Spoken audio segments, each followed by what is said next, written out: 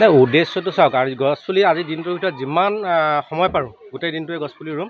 উদ্দেশ্যটো তেনেকুৱা ধৰণৰ এতিয়া আমি আমাৰ যিমানখিনি আমাৰ গাঁও অঞ্চলত ঠাই আছে আমি ইচ্ছা কৰিলে গোটেই ঠাইসমূহত গছপুলি ৰোপণ কৰি বা বিভিন্ন প্ৰকাৰৰ ফল মূল ৰোপণ কৰি আমাৰ যিবিলাক ফল মূলৰ অভাৱ সেইখিনি পূৰণ কৰিব পাৰোঁ। আপোনাক মই উদাহৰণ এটা দিছোঁ 16শ শতিকাত 60 দশকৰ আগতে মানে আমেৰিকাই কিউবা নামৰ এখন সৰু চহৰৰ মানে অৰ্থনৈতিকভাৱে অৱৰোধ কৰিছিলে। সেই অৱৰোধ কৰাৰ সময়তে মানে কিউবা চহৰৰ যি মানে প্ৰেচিডেণ্ট আছিলে প্ৰেচিডেণ্টে কি কৰিছিলে যিমানখিনি ৰাস্তা পদূলিয়ে ঠাই আছিলে সেই ঠাইখিনিত গছপুলি বা বিভিন্ন প্ৰকাৰৰ ফল মূল মানে ৰোপণ কৰিছিলে আৰু তেওঁলোকৰ সেই ফল মূলসমূহ তেওঁলোকে সেই তেনেকৈ ধৰণে মানে আপোনাৰ পূৰণ কৰিছিলে। গতিকে আমাৰ এই অসমত এনেকুৱা মানে আমি যদি পদক্ষেপ গ্ৰহণ কৰোঁ প্ৰত্যেকৰে পদূলিয়ে পদূলিয়ে যদি গছপুলি ৰোপণ কৰোঁ প্ৰকৃতিৰ ভাৰসাম্য ৰক্ষা কৰাৰ লগতে আমাৰ পৰিৱেশটো খুব সুন্দৰ হৈ পৰিব। সেইকাৰণে আমি গছপুলি ৰোপণ কৰিব লাগে। গছপুলি ৰোপণ কৰি প্ৰকৃতিৰ সেউজীয়া পৰিৱেশটোও পালোঁ আৰু অৰ্থও উপাৰ্জন কৰিলোঁ। গতিকে মোৰ উদ্দেশ্যটো হ'ল পৃথিৱীখন সেউজীয়া কৰা আৰু অৰ্থ উপাৰ্জন কৰা।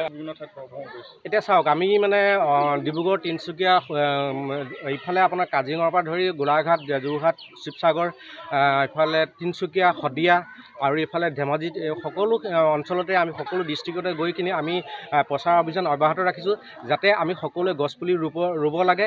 আমি এটা কথা আপোনালোকক কওঁ যে এজোপা গছত মই বাৰে বাৰে এই কথাটো কওঁ এজোপা গছ ৰোপণ কৰি যদি 15-20 যদি 20,000 টকাও পায় বা 10,000 পায় তেনেহ'লে 200 পুলি ৰোপণ কৰি 20 লাখ টকা অৰ্জন কৰিব পাৰি। যে প্ৰকৃতিৰ সেউজীয়াও কৰা হ'ল আৰু লগতে অৰ্থ উপাৰ্জন কৰা হ'ল।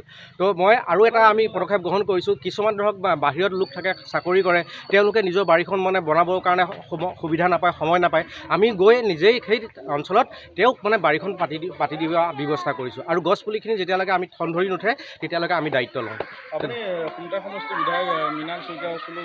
হয় হয় সঁহাৰি ভাল মানুহজন খুব মানে প্ৰকৃতিপ্ৰেমী আৰু তেখেতৰ ঘৰখনত মানে আপুনি এখন জংঘলত সোমোৱা নিচিনা লাগে আৰু পৰিৱেশৰ ভিতৰত যেতিয়া আপুনি সোমাই থাকিব যে ক'ত আছোঁ মই আপুনি অনুভৱেই কৰিব নোৱাৰে। খুব ভাল লাগিছে তেখেতৰ ঘৰত গৈ এদিন মই লগ পাইছোঁ তেখেতক আৰু খুব এজন ভাল মানুহ।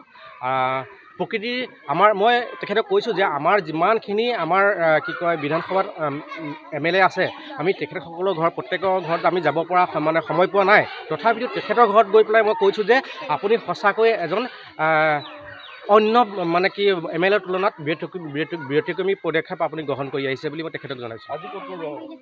আজিতো বৰগাং লগাম বেদেতিত যিমানবিলাক স্কুল কি কয় ৰামঘৰ পাম তাতে লগাই গৈ থাকিম। হয় যিকোনো খবৰৰ বাবে যোগাযোগ কৰক 7099017330 লগতে 7099017110 নম্বৰত।